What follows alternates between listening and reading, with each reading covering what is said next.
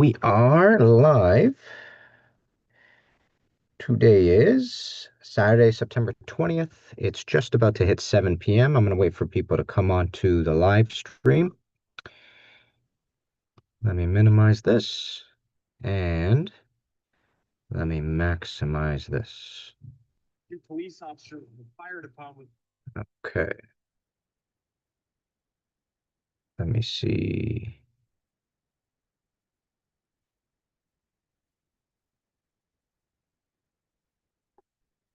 Here we go.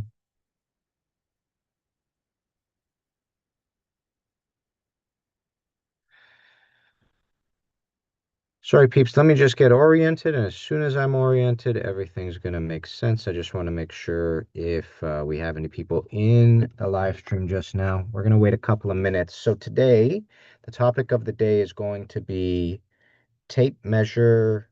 Oh, no, actually, we're doing blueprints, but we're going to start off by doing tape measure math, a little bit of it, just so that we can remind ourselves what the intricacies of those are. And once we do that, we're off to the races. We're going to start looking at blueprints today. We're going to start figuring out how to properly begin a navigation with a blueprint because it could be a little bit jarring when you first get onto a blueprint. There's a lot of information in one space, and that information is quite detailed because you go in and you start looking, and you're going to notice that all the lines can potentially look a little bit different, and each of those lines is going to be a representation of something else in the system, or in this case, the plumbing system, and you're going to have to refer to a few things on the blueprint in order to understand fully what you are looking at in order to be able to understand where you're going to be able to run this pipe sort of thing. Okay. So we are just waiting right now to make sure that we got people coming in. Um, by the way, just kind of quick reminder, if you want to be part of the Zoom meeting or the Zoom classroom, what you have to do is join the newsletter. And upon joining the newsletter, every single time I go live, I'm going to be sending out the link to the Zoom meeting. That way you can access the Zoom meeting and be inside Zoom at the same time as me and ask questions through the chat in Zoom. It's the only thing that's allowed to be done. I got, so, Yihua, yeah, this is going to be posted to YouTube. So Yihua is just asking, can we record this? We're going to be posting this to YouTube after. So this is something that you could always refer to at a later time, okay? So no stress there. So once again, if you want to be part of the Zoom classroom, check out the newsletter. The newsletter will tell you. I did join the newsletter, but I'm outside and heading home right now. Yeah, no problem. No problem. We are going to be posting this to YouTube. You'll be fine. Okay. So once again, blueprint reading, blueprint navigation, as I'm going to call it. And this is going to be the fundamentals, okay? I want to go really deep into this, but unfortunately, I don't have the resources to do so just yet. Um, and by resources, I mean time to go deeper. So if this is something you guys really love, make sure to write that down in the comments, send me messages, and just let me know, and I'll be able to do a number 2 to blueprint reading at a later point, okay? So it's 7 o'clock right now. We're going to get into our PowerPoint and just get started, okay? Let's go ahead and start this slideshow.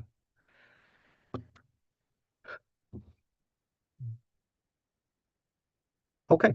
So for those of you that don't know, I do have an online plumbing academy, molotovplumbingacademy.com. Currently, right now, I've got 2 courses that are available to you all. The first one is I got a plumbing math course. This is a for sale course. It's a course that takes you through the entire span of the apprenticeship. Any sort of math you're going to encounter is inside there, and I go through it very thoroughly, and then I give you lots of practice questions at the end. It's about a 10.5 hour course, so I didn't spare any sort of time, and I didn't cut any corners. I made sure that it was thoroughly gone through. And I also have a section on each of the subsections inside that course where I also do questions with you, like meaning I'll take 3 or 4 questions and I'll do them with you just so you understand how I orient myself on a page sort of thing.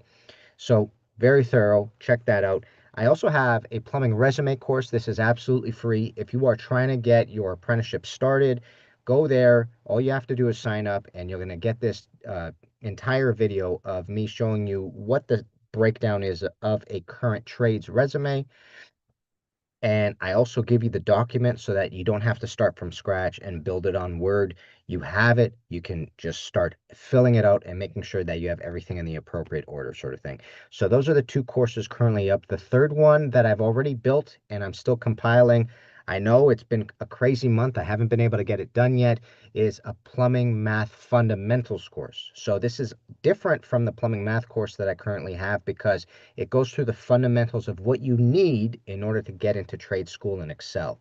And this is also, I'm going to plan on making this a free course as well. So I'm going to take you through basics: addition, subtraction, multiplication, division, long division, small division, long multiplication, like double digit multiplication, triple digit, that sort of thing. I take you through all of that.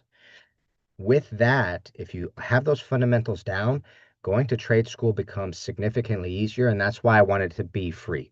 I didn't want it to be something that you had to pay for because technically you should be getting that in your grade school. And if you unfortunately fell through the cracks in grade school and you weren't able to get proficient at them, I want to give you a resource where you can practice it on your own. So I'm still building that. It's going to be compiled and put into a course at the end of the month. Just something that you ought to know, okay? So MolotovPlumbingAcademy.com. You can check out the links down below for everything going forward, okay? The game plan for today's live stream, we're going to start off with a brief review on tape measures. That's what we did in the last live stream that we did. I broke down the metric and imperial systems, and then I deep dived into the metric system. Oh, sorry, into the imperial system because that's what we use here in North America when we work in the trades. And we're going to do a brief review on that just to make sure that we're all up to par, okay? Then we're going to dive into blueprints, and I'm going to open it up to a Q&A. I am not sure if we have enough slides here to fill the whole hour. So if you want time to ask me questions at the end, blueprint or non-blueprint related, by all means. We got a couple of people on here. Uh, Beats by Devin. Hey, Kenny, were you able to go through them okay?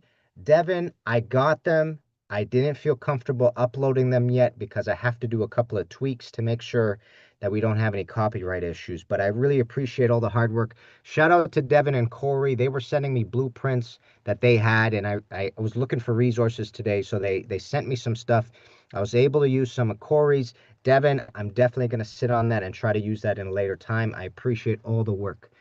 The artist formerly known as Jesse Say What? Happy Saturday, Jesse Say What? Center to center math of different fittings. Cool. Yihua owes me a shawarma. I love that. All right. Appreciate it. Okay.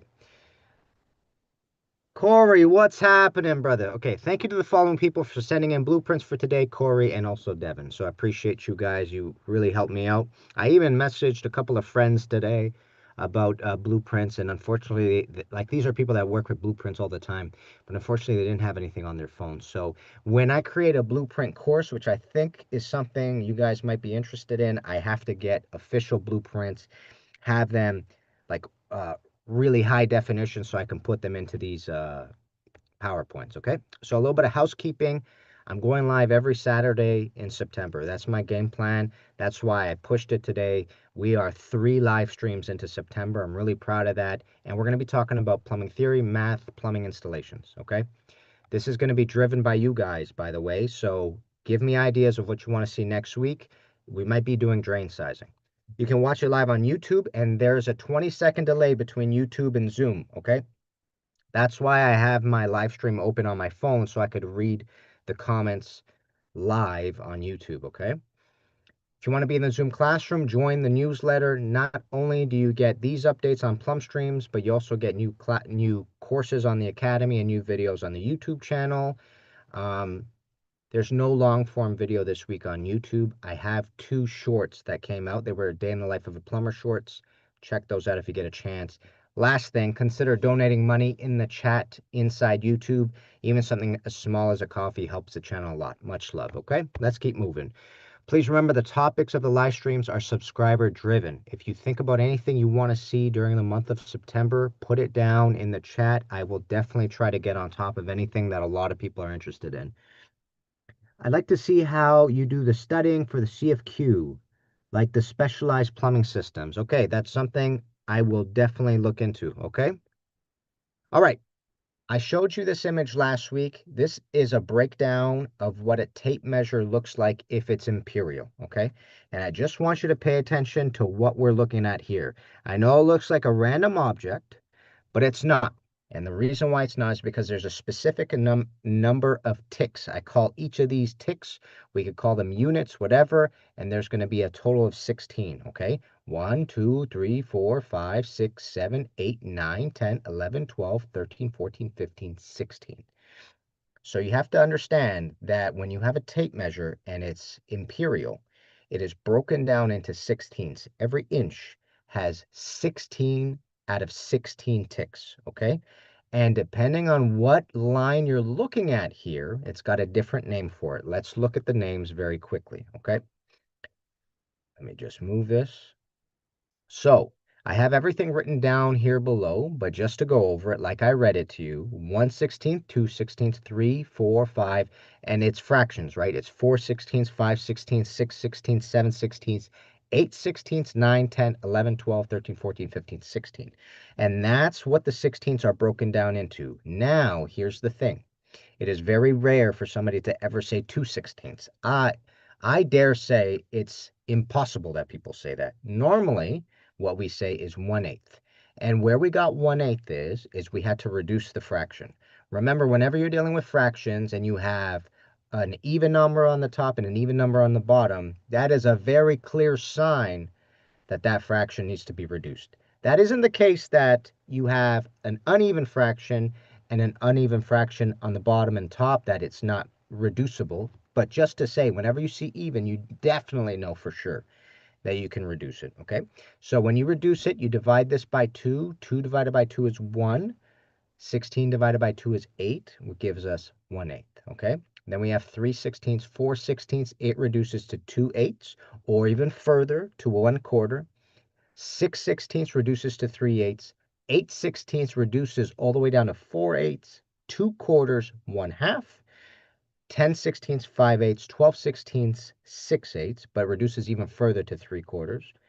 14/16 is 7/8, and then 16/16 will reduce to 1/1 or just 1, okay? So it's 1 full inch. If this is confusing to you, go back to the previous Plumbstream, and you'll be able to get that there. I go through it thoroughly. Also, plumbing math course covers fractions thoroughly. I start off with fractions, and I build from there in the plumbing math course, okay?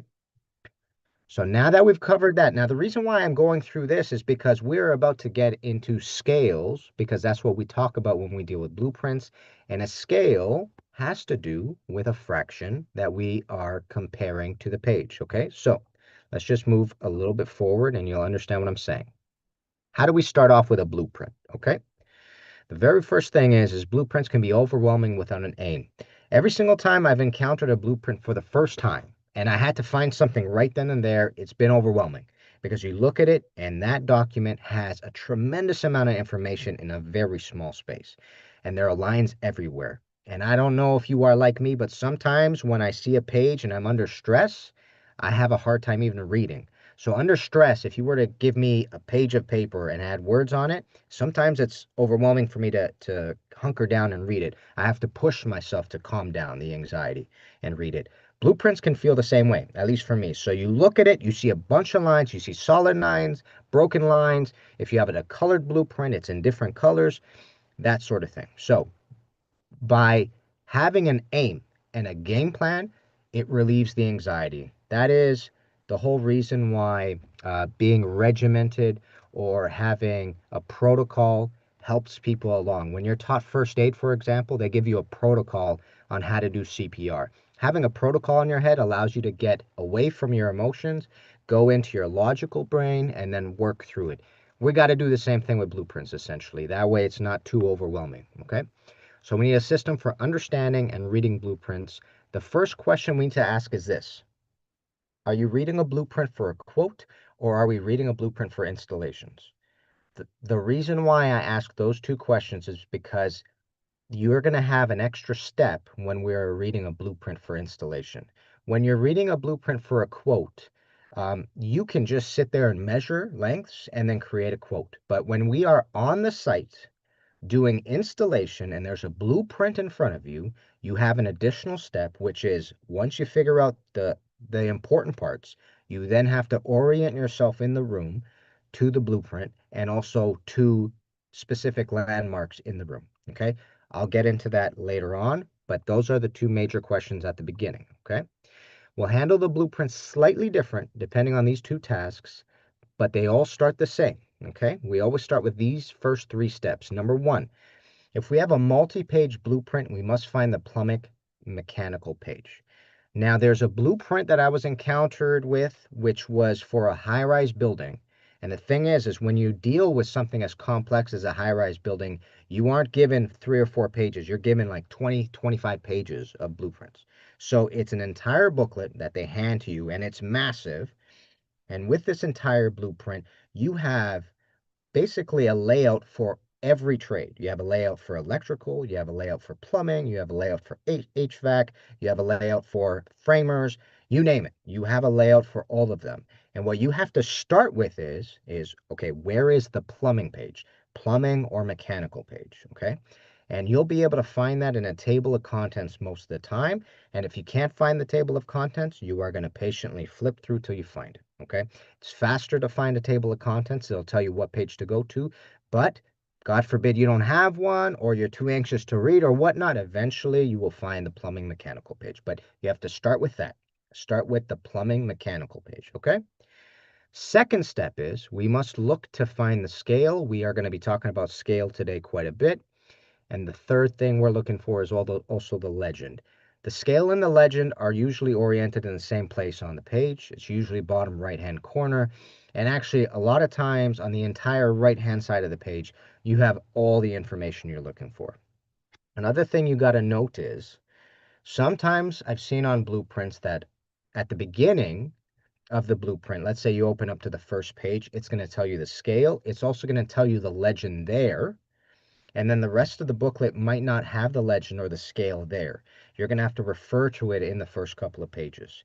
The reason why they do that is because if there's great detail on every page that the scale and also the legend will interfere with, they don't want that there. So they designate it on its own page. That way it doesn't interfere with a lot of the details that you need to read up on the plumbing/mechanical page, okay? So if you don't see a legend or a scale on the page you're looking at, look to the previous few pages or even the first or second page in the entire blueprint book. It should be there, okay? Let's look at the scale, okay? At the bottom right-hand corner, there's usually a scale and general information of the blueprint. This will tell you a lot of times the name of the architectural company that is working on the blueprint, like who did it. It's also stamped by them usually. It's also going to tell you the date in which this was created, and then it'll tell you the scale and some other information as well, okay? The level of the building. It'll tell you what floors that you're working on right there. Sometimes they'll say basement plan.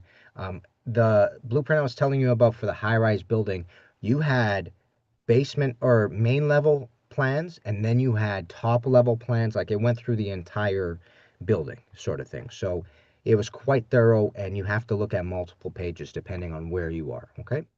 The scale is how to accurately measure the blueprint to understand distances in real life. So, kind of like I was saying before, the two things I ask at the beginning is, are we doing a quote or are we doing an installation? Doing a quote is just sitting down and measuring accurately to find out how many lengths of pipe you're going to need. And then doing an installation is you're on the job site and you got to figure things out, okay? So you got to just remember there's a little bit of a difference even though we start the exact same way. Okay, so there's two different scales that we can look at here. The metric scale, you'll see 1 in 50, 1 in 100. And then the imperial scale, you're going to see 1/4 inch equals 1 foot. And an 1/8 of an inch equals 1 foot. Okay, let's just briefly go over that so that you understand. And I pulled something up earlier just so that we could understand the differences between metric and imperial right here. I got the Ontario Plumbing Code Book. This is Blundell's version. Shout out to Blundell. And give me 1 sec. Let me just find it. Here we go. Yep.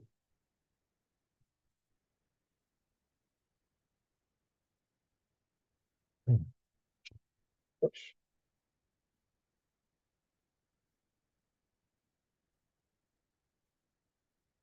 might have lost the page. Hold on. Okay, I just wanted to basically tell you guys when you're looking at the metric scale, there are some charts in the Ontario Plumbing Code Book that'll tell you the metric scale and the imperial scale right underneath it, sort of thing.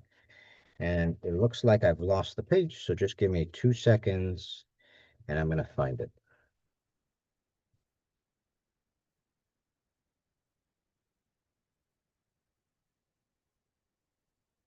My code book is a little bit topsy-turvy. Okay, it's okay. We're going to find that out in a second. But here's what I want to kind of point out to you, okay? When we're dealing with an imperial scale, you're going to see scale, quarter inch equals 1 foot.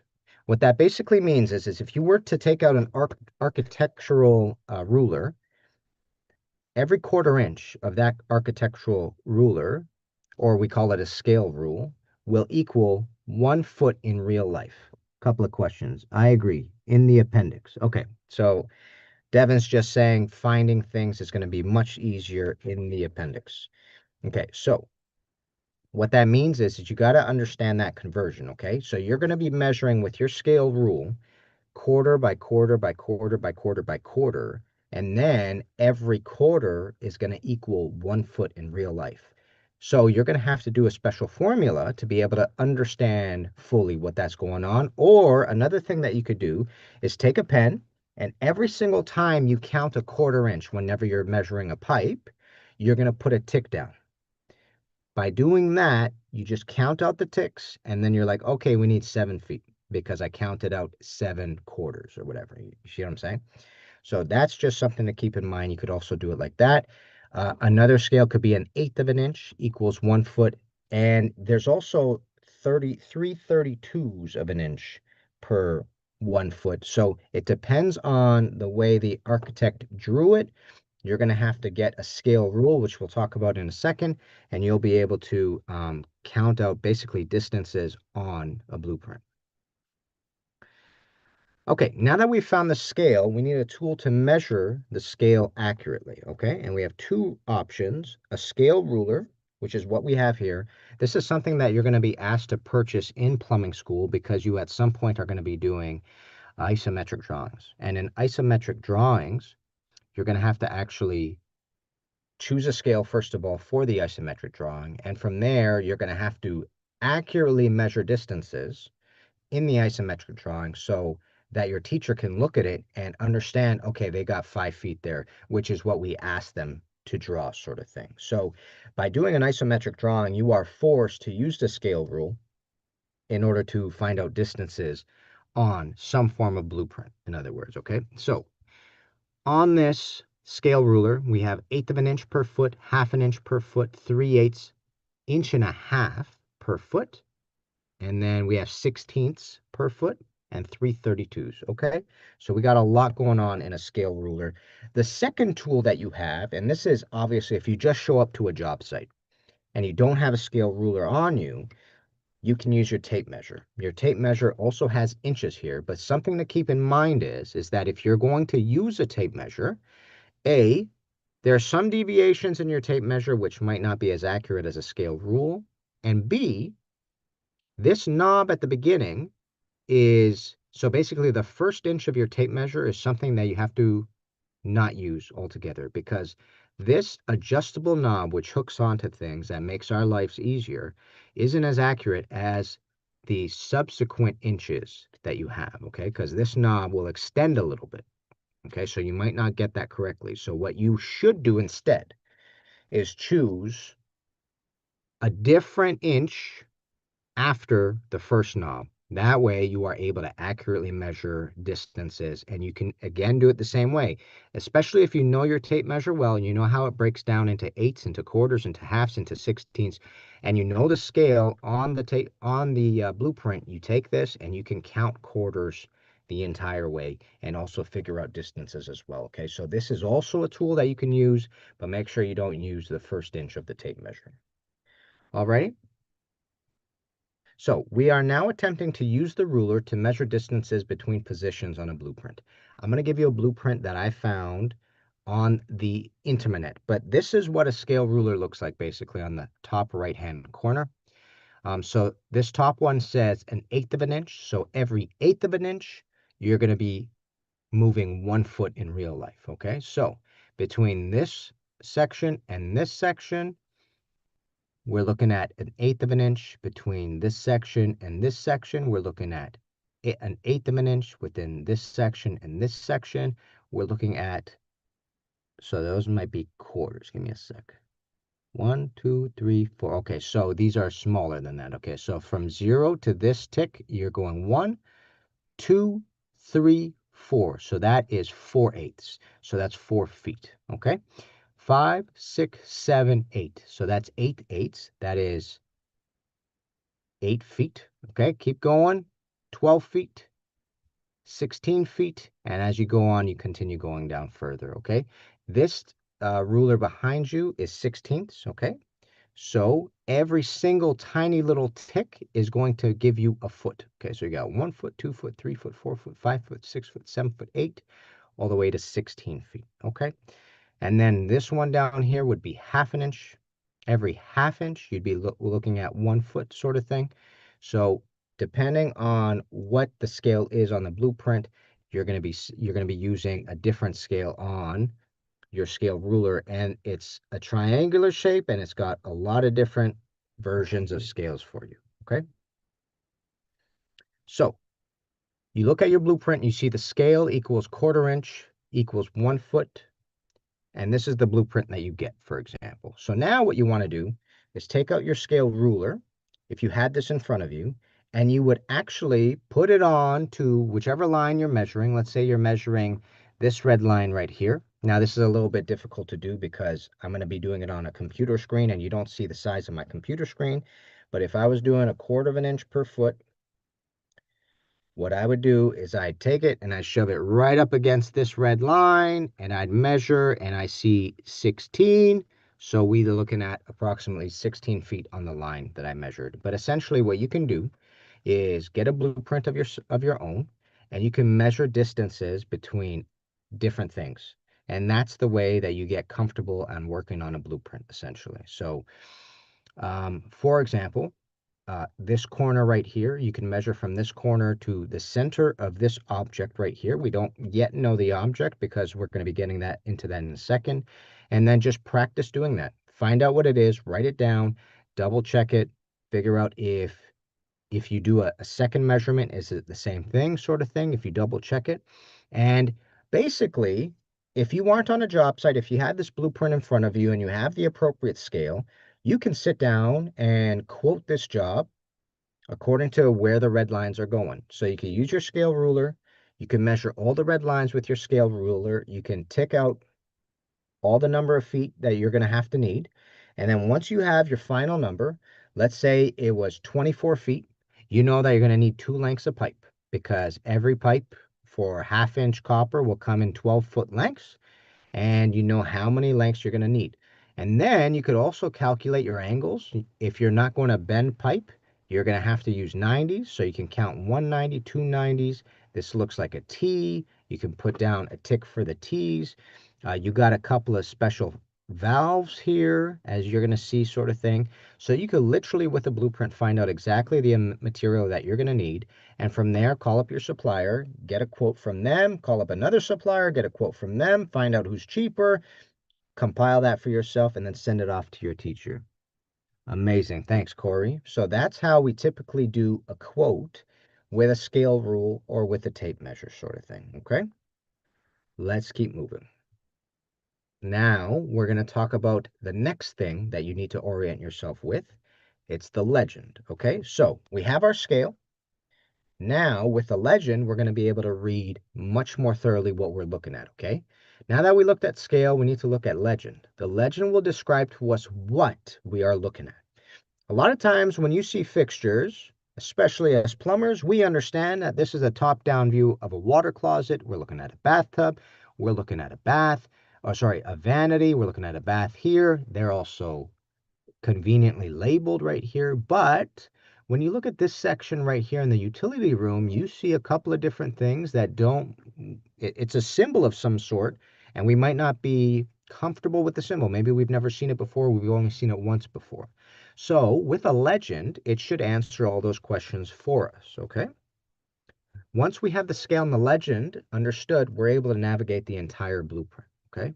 This is the legend for that same blueprint I was showing you before. Let me just move this very quickly. So there's a lot to read here, and this is how I read it. You got a red dotted line or ticked line, basically. It's not a solid line. This is an insulated primary vent pipe. Okay, so it's a vent pipe for our plumbing fixtures. Okay.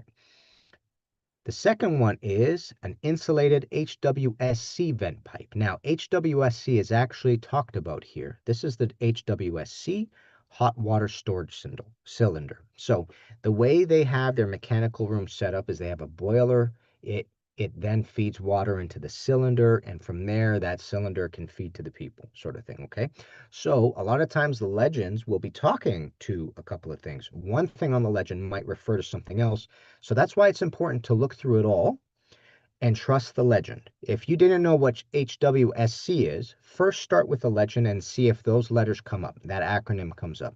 And hopefully it does, and it does, thankfully, which is hot water storage cylinder, okay? We got a dotted blue line insulated cold water pipe, 22 millimeter primary flow pipe, which is a solid red, thick solid red, like a bolded version. This is another solid red line, which is a 15 millimeter primary flow pipe, and then you have a thick blue line and then a thin blue line, okay? Now going up here, you got vertical pipe, so every time you see this yin-yang symbol, you are looking at a vertical pipe. So essentially, this is called a drain plan in plumbing school. A drain plan will have a circle, which means you have a bird's eye view and you're looking down a pipe, basically. That's why it's just a circle. When you look down a pipe or look down a straw, you're just seeing a circle. This bow tie looking thing is a service valve. This triangle with a circle is called a circulating pump. 2 times port zone valve, radiator, chasing concrete floor, wrapping pipes, drilling holes, sleeving. Okay, so just to show you, the legend is very thorough. If you're looking for something, you got to look through the legend because it explains everything there. And remember, like I was saying before, sometimes the legends aren't exactly on the page that you're looking at. Sometimes there's so much detail on that page, they opted to put the legend on a previous page or at the beginning of the entire blueprint book so that you can refer to it. So if you can't find a legend on your page, refer to the previous pages. You're going to find it there, okay? As long as pages aren't missing from this blueprint, essentially. But we have a washing machine and tumble dryer on the top, condensing boiler, hot water storage cylinder, cold water storage cistern, feed and expansion tank, etc. Okay, so the legend kind of fills in all the other gaps that we need. So now, if we go back to the exact same blueprint, a lot of things become clear all at the same time. So CWSC, cold water storage cistern. I see it right here. We have a cold water storage cistern. F&E, feed and expansion tank. That's the feed and expansion tank. Hot water storage cylinder. Hot water storage cylinder in the utility room. And then we got boiler, condensing boiler, okay? And this circulating pump is right here. It's a little bit small, but that's where it is. And then they have that special valve that they were showing us, which is the 2 times port zone valve, and they got a couple of them right here. And it looks like that's the only places that have these zone valves. And this is an important one. This is radiator. So all these darkened black lines are radiators that are in each of the rooms to heat up the rooms for people to have a comfortable environment, okay? That sort of makes sense to us all. Now that the legend and the scale are all in place, we have the ability to do a lot, sort of thing. Okay?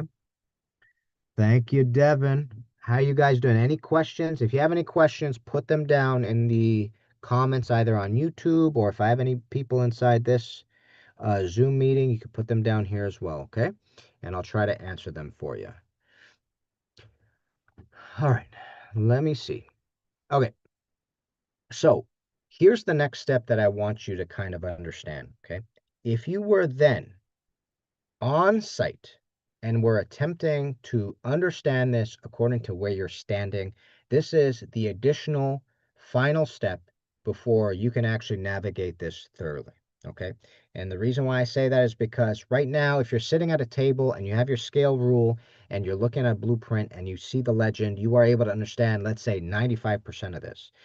The 5% that you're missing is when you're on the job site, you now need to orient yourself according to this basement plan. Let's say this is the basement. So what that means is that especially when there are no walls, if you stood in this room and there was no framing, it would be very hard for you to know which corner is which corner. Like if you're standing in this corner, how do you know which way you're facing the drawing?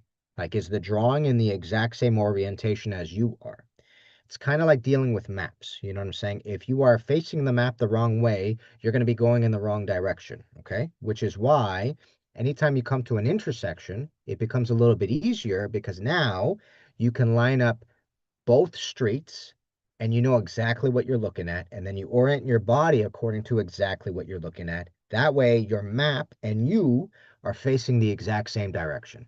Okay, I feel like I finally got that point out. Okay, so here's the first thing that you have to do whenever you're attempting to orient yourself according to the map or according to the blueprint.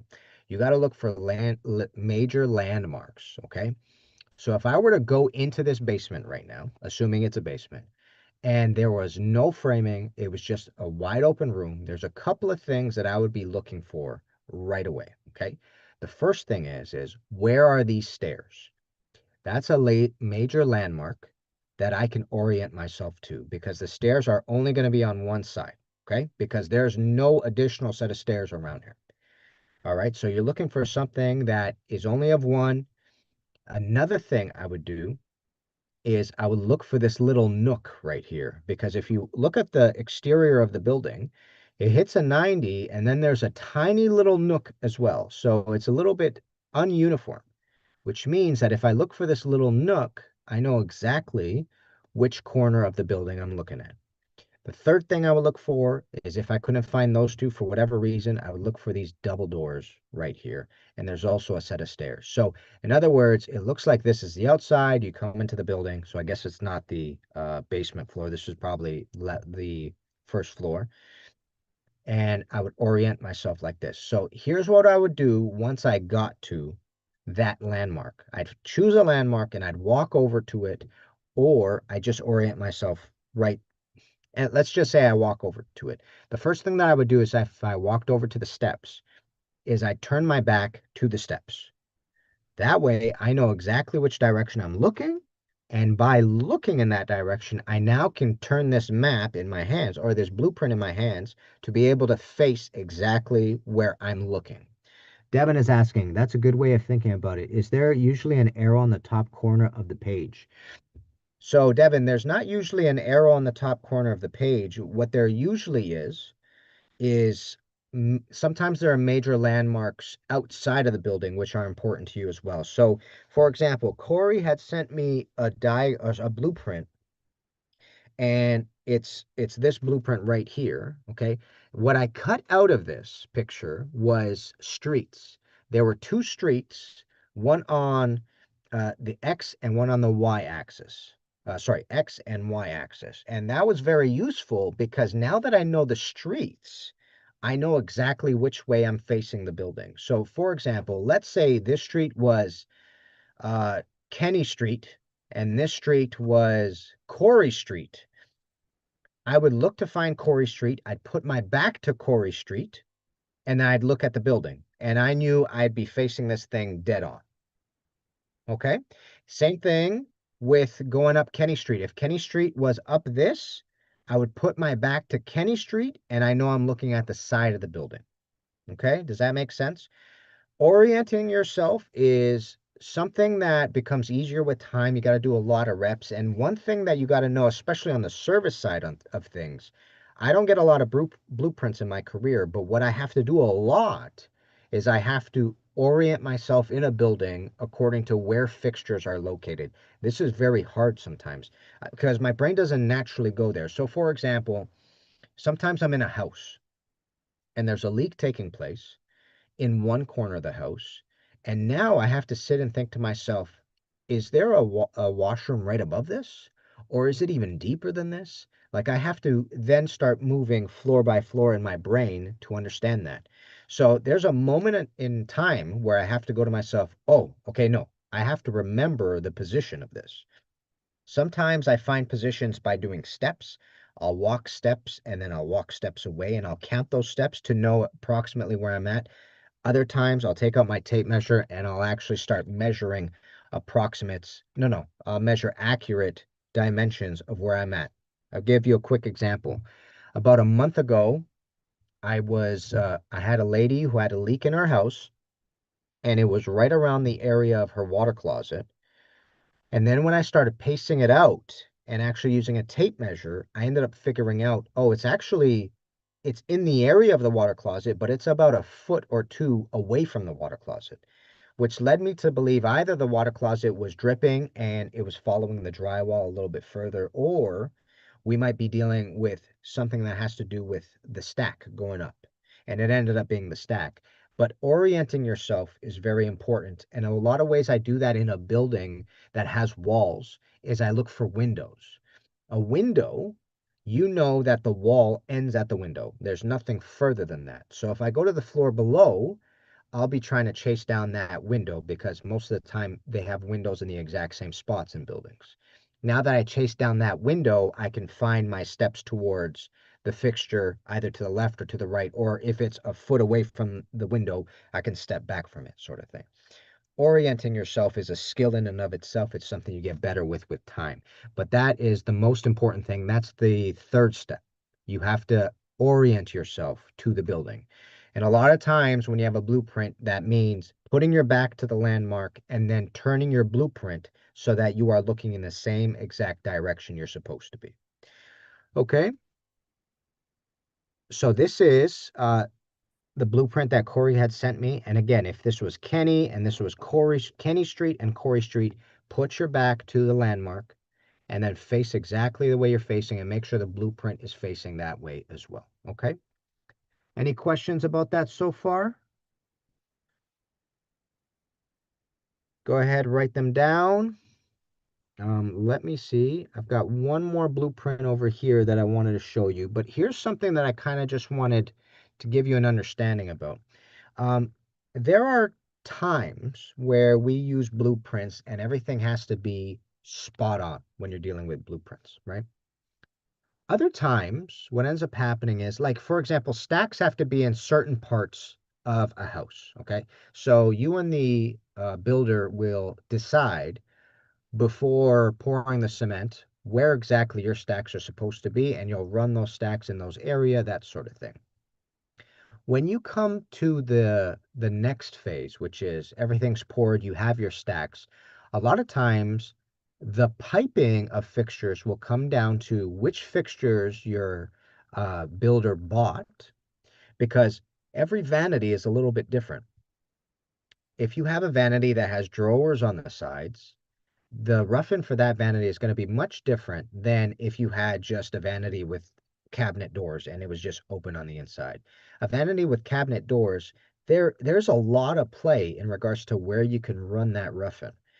But if you're doing a pedestal sink, there is not a lot of play in regards to where you do that rough-in. So a lot of times, especially if you're doing renovations, or let's say you are doing an entire house build, those fixtures come in and you have to put the pipes in place according to which fixture the person bought. If you have a toilet that's wall mount, obviously that rough-in's going to be different than a toilet that is floor mounted, sort of thing. So these are conversations you're going to have with contractors as you get into the field. And that's why, even though they have a bathtub in this corner, a water closet in this corner, a vanity, and also a shower, even though they have all those four fixtures, and your four fixtures are going to be in those same corners, like in the exact same layout, it doesn't mean you have enough information to where you're going to rough those in. Okay. You can rough in this bathtub, but this bathtub might be a little bit left and right according to this hole or this drain that they're showing you. This toilet could be a wall-mounted toilet, so that roughing's going to be different. You can't really get a dimension on where that roughing is. Same thing with this vanity. It looks like it could be an ovation sink, looks like it'd be a pedestal sink, but your contractor might come in with just a regular Home Depot vanity, which has two doors, and you're good. It's got a large section. So what you're going to have to do is have that conversation with your contractor, and that contractor will either bring those fixtures in so you can look at them exactly. You guys will put it into the exact spot that they want. And from there, you make a mark and you start running your pipes. You know what I'm saying? So that's what happens a lot of the times.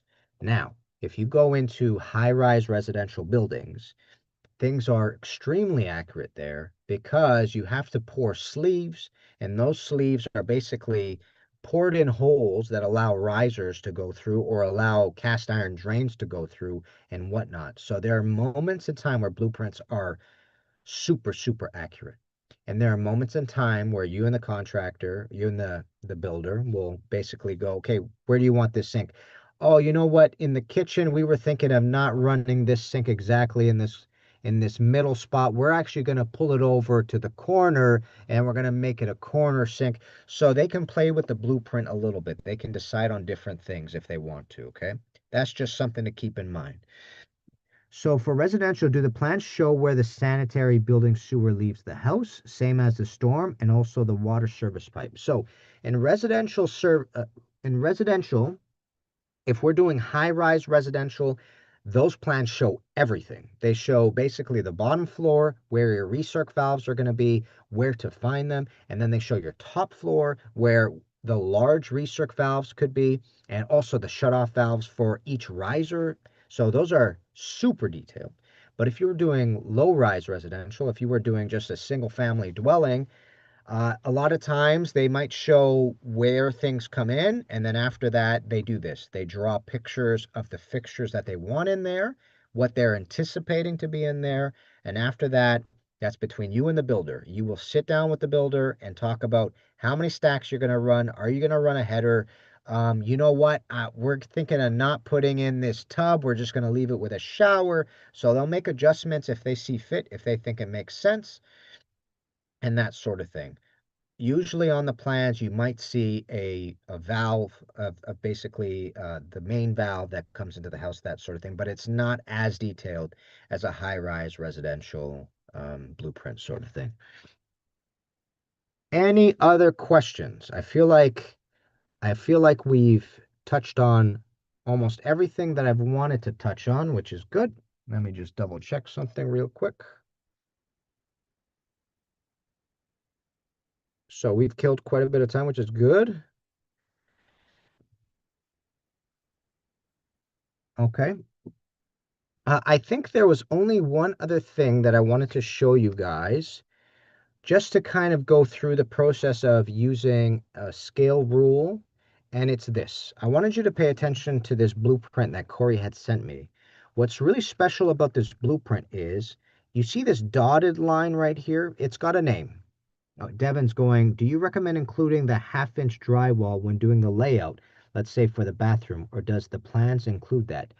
Okay, so if you are doing low-rise residential, if you're working just in a house, what you usually do is you find out from the homeowner or from the builder where the toilet's going to be, and then you go through your regular roughing.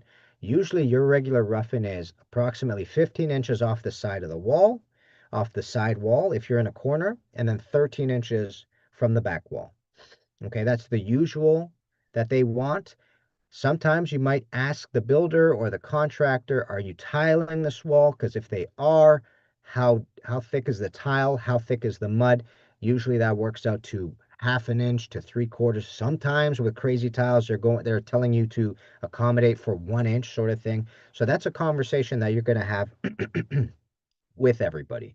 Another conversation you'll have is when you're setting your flanges for your water closets. Sometimes the tiler will tell you to set it exactly onto the plywood or exactly onto the cement. Other tilers are going to say, no, set it half an inch up because our tile is going to be at least half an inch. and then our mud will be as well. Does that make sense?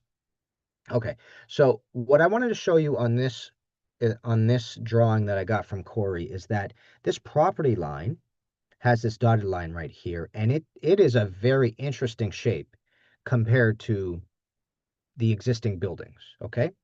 So I just want to tell you, like some sort of game plan. If you wanted to build a fence and you wanted to build it exactly on the property line, here's how I would navigate that. The first thing I would do is I'd find out the scale and I'd measure and use the scale rule. I'd measure from this corner of the building to the property line, okay? And I'd make sure that it followed this line exactly, all right?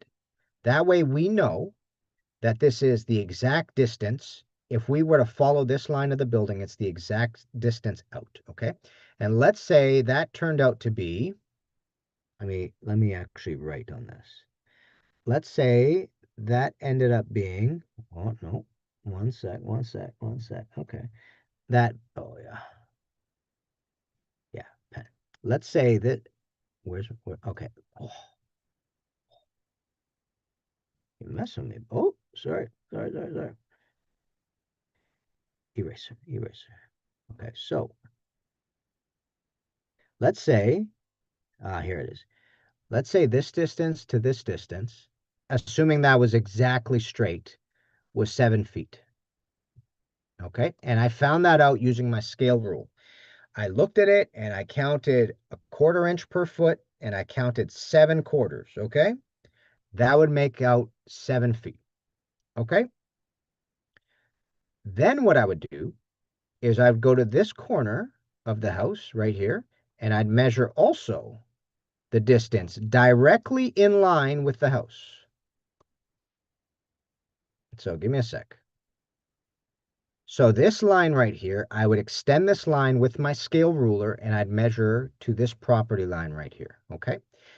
And that would probably be shorter than 7 feet, okay? Because it's going in on an angle. So let's say this is 6 feet, okay? Now what I would do is I'd go to that building and I would do the exact same thing. I'd make sure I'm exactly in line with this side of the building. Exact same line of this building. I would follow it exactly. And the way that I would do that is I'd use small rebars. Okay, and I'd use them as stakes. You could either use a stake or you could use a rebar. And I'd take the stake, I'd put it right next to the building, and I'd put it right in line of this corner, and I'd bang it into the ground. I'd take a string, I'd tie it, and I would follow it out 6 feet here. Okay, and I'd make sure it's exactly parallel, exactly in line with the building. I'd measure out 6 feet, and then I'd bang a stake into here, another rebar. I'd put that in there. I'd go to the top of this building here. And I'd measure 7 feet in the exact same manner. I'd put a stake into the ground or a rebar. I'd bang it in so that I can tie a string to it or tie a tape measure to it. And I'd measure 7 feet across and I'd put a stake in here. And now I got a line. And this line now is able to be followed this entire distance. And this entire distance, they actually have a distance here. But what I'm trying to show you here is if you wanted to find the property line and find that exact angle, you can start off exactly there with a scale rule. You do the measurement right here. You do the measurement right here. And then when you get onto a job site, you orient yourself correctly. So you would go on, let's say this was Kenny Street right here. You put your back to it. You look at the side building, go to this corner, measure 7 feet off, put in a stake, go to this corner, measure 6 feet off, put in a stake. And now if you were to tie these two stakes together with a string, you know that you have the appropriate trajectory of this property line. All right? And with that, you are able to start figuring out where exactly the property line should be. You could do the same thing right here. So find this corner right here of the existing shed with your scale rule, measure the distance from that to the property line, put in another stake, and then you could do the same thing all around this building. And eventually you have enough stakes to be able to run the entire property line. The guys that do this all the time would probably find a simpler method to do that, but I'm just trying to show you This is how you would go from a scale rule to an actual job site. Okay. Um, Devin says, interesting. So last year, I ended up putting up a retaining wall in my house. And I wanted to make that, sorry, not in my house, in my backyard. I wanted to make it for the flower garden. I wanted something that looked nice. It took me quite a bit of time to make sure that it was perfectly perpendicular to the house because this was a concept I was trying to understand more in my mind. It was something that wasn't really well established. But the way I did that was I basically took, there are special lines, types of strings that you could buy from Home Depot and from hardware stores where you can actually tie them to things and then create straight lines. If you ever see people doing fences, a lot of times they're using some sort of string to be able to make sure that the fence is perfectly lined up. And I've done that in the past as well. It's a really cool method. And I use the same concept. I started putting in stakes so that I was perfectly in line with the house. I made sure that it ran along the length of the house. I put another stake at the other end. So let's say I wanted to make, let me erase this. I'll show you exactly what I'm talking about. Okay. Let's say I wanted to make a beautiful retaining wall or flower garden that was perfectly perpendicular to this, okay? What I would do is I'd take a stake. I don't know if you guys can see this. You see this red dot? And I'd put it in right here, which is perfectly in line with this side of the house. I'd tie a string to it, and then I'd run it so that it was touching the house the entire time, so that it was perfectly in line. And then cut off, I would basically put a stake in where I want the flower bed, and then I tie a string between these two stakes. And it has to be touching the wall of the house perfectly, okay? And by doing that, I know that I'm perfectly in line with my house. Now, I got to create a 90-degree angle. Let me find, yeah. So now I have to create a 90-degree angle. So with a special tool like a speed square or an even more accurate type of square, I could create a 90-degree angle by tying off to this stake and running a line in this direction. And I'd have somebody standing here with that square telling me which direction I need to take it so that I'm perfectly in line. Another option is I find out the distance from this house to this stake. I go up to this side of the house. I find out the distance and I choose the same distance and I measure it across. And now I have a perfect 90-degree angle because it's the same distance off the house from both corners. Okay. So there's a lot of ways to do it. But with just a blueprint, you can start that process with just a set square or a scale ruler, I should say. Okay. So that is blueprints, fundamentals in a nutshell.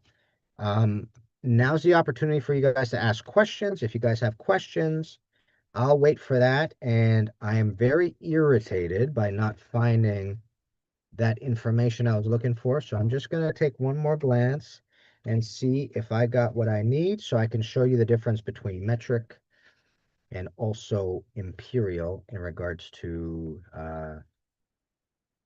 what were they? They were measurements, basically. Unless I lost it. Oh, I did lose it, of course. It's all on the floor here. Here. All right. So if you were to see 1 in 400 for a metric scale, you're looking at 1 in 32 inches. If you're looking at 1 in 200 in metric, you're looking at a 16th of an inch. If you're looking at 1 in 50 in metric, you're looking at a quarter of an inch per foot in imperial, and 1 in 25 metric would be half an inch per foot in imperial. Okay, so I managed to find that, which is good. All right, so we got a couple of minutes left. The only other thing that I wanted to talk to you guys about is we want to figure out what we're going to be learning for next week's Plumbstream. And I'm hoping that if you have any suggestions as to what you want to see, please, by all means, write that down in the comments. I'd love to find that out.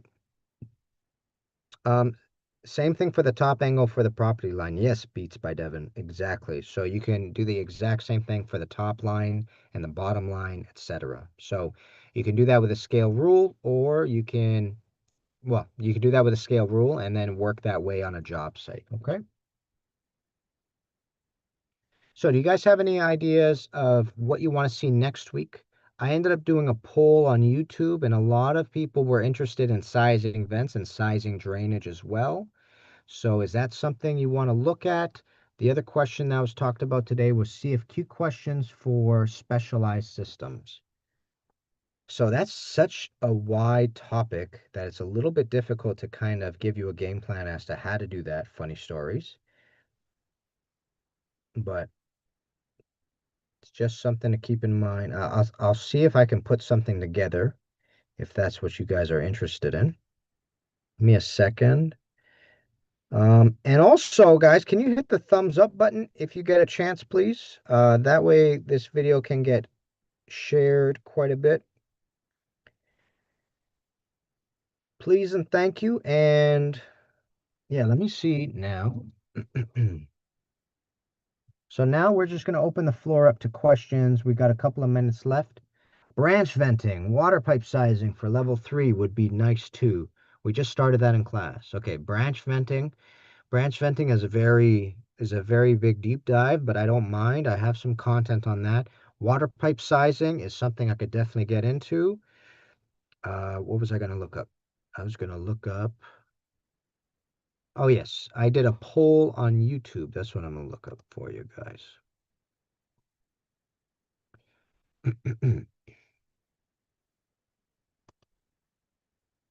Let me see. YouTube Studio. No, let's go to channel. Am I still sharing my screen? Or have I stopped? I think I stopped. Okay. More in-depth questions for heads and pressures. Videos. Okay, posts. Here. So last week I put up a poll, and in the poll I asked, what do you guys want to see in this week's Plumbstream? We got an overwhelming 56% on reading plumbing blueprints, so that's covered now. Drainage sizing was 11%, and then we had a tie for venting and sizing venting. So venting did quite a bit, did pretty well. Do you guys is venting on the list for people that are watching right now, or is that something that you would like to leave for a later date? Water pipe sizing is good. Branch venting is something that you wanted to look at, Devin. So that's something I could definitely dive into. Um, yeah, I'm going to give you guys a couple more minutes and then I'm going to be signing off. But now's your opportunity to ask questions about anything. It could be about what we talked about today, which was blueprints, or what we're going to be doing next week. But I got a couple of options now. Water pipe sizing, venting seems to have come up more than once, and then also specialized systems for CFQ prep. By the way, peeps, if you guys are at that point in your career where you're writing your CFQ and you need help with it, you want to do tutoring, that is something I offer as well. Reach out to me at molotovplumbing@gmail.com. Circuit venting, Devin is saying, okay, let me write this all down.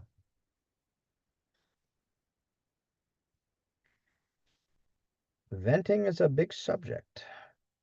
Ranch venting. So, just recently joined, so I'm listening to whatever you are willing to teach the live stream. Hi, Kit. How's it going? Even grease interceptor sizing math would help. So, what about branch venting is difficult for you, Devin? Just out of curiosity, what parts do you find a little bit confusing? Water pipe sizing, and we were talking about specialized systems as well. Okay.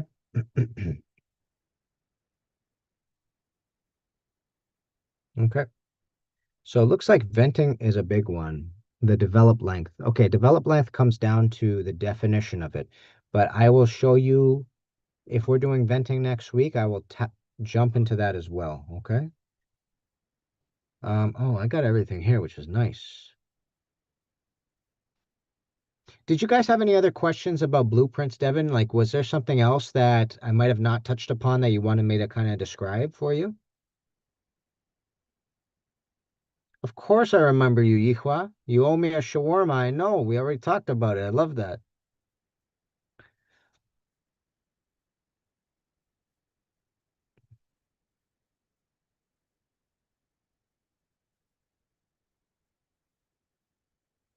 So yeah, please do me a favor. If you have any other topics that you want to talk about next week on our Saturday live stream, please send those to me or write them down in the comments.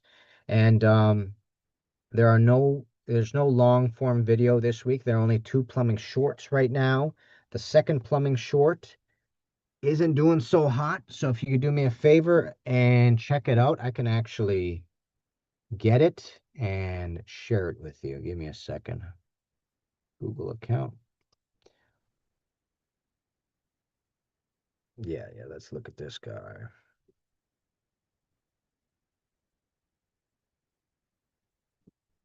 Well, I was wondering if you were to draw an isometric from the drainage, where would you start? Okay, give me a sec. Let me put this in the links.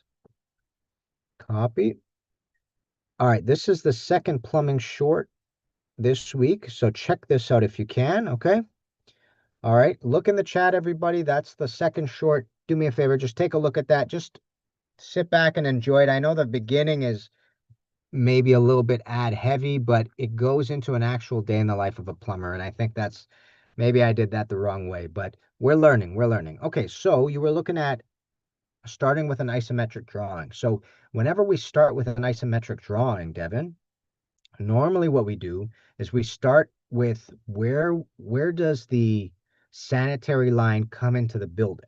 And we usually start there. So you would take a flat version of the drawing, and with the flat version, you'd measure with your scale rule exactly the distance from the corner of the room to the sanitary line. And then you would transfer that exact same line onto an isometric drawing. And that's where you would start. Same thing with the storm line. You would do the exact same thing there.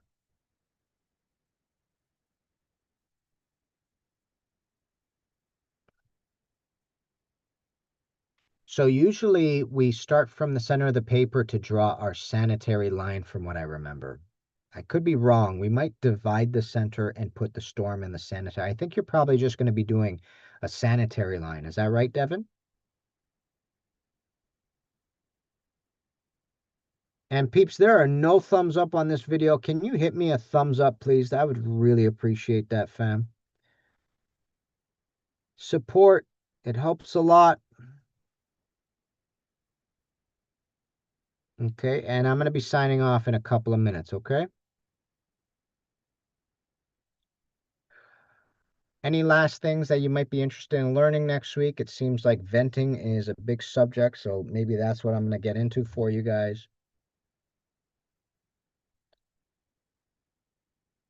If you need help with CFQ prep, message me. We can talk about tutoring. And check out the Molotov Plumbing Academy. We have a plumbing math course. We have a plumbing resume course as well. And those are things that you can pick up. The plumbing resume course is free. Plumbing math course is for sale. I see. So the teacher gives you a starting point. Okay, that helps a lot. That's what I would do. Either I would do it that way, or I would measure off, if you were given a flat view, a non-isometric view, basically a drain plan, I would measure off the building to the sanitary line, and that's where I would do on the isometric drawing as well, because it's the same idea. Okay, guys, I'm going to be signing off in about 1 minute. If you have any final questions or any final comments about what you want to see next week, how do I get into Molotov Plumbing Academy? I'm going to put it into the chat, okay?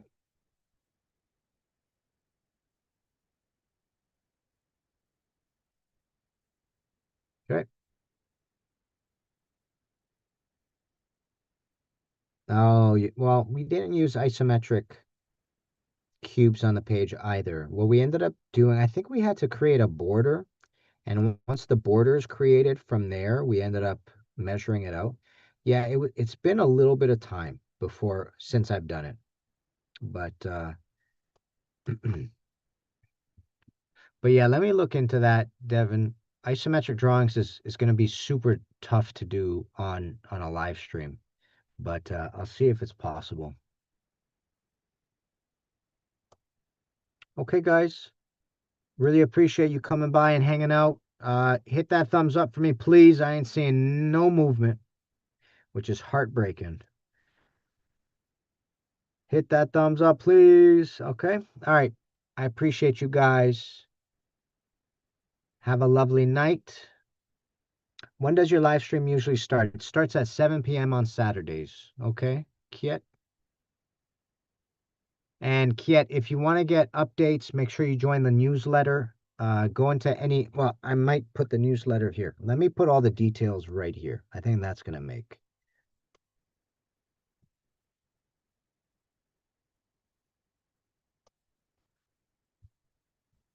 Let me see if I can put.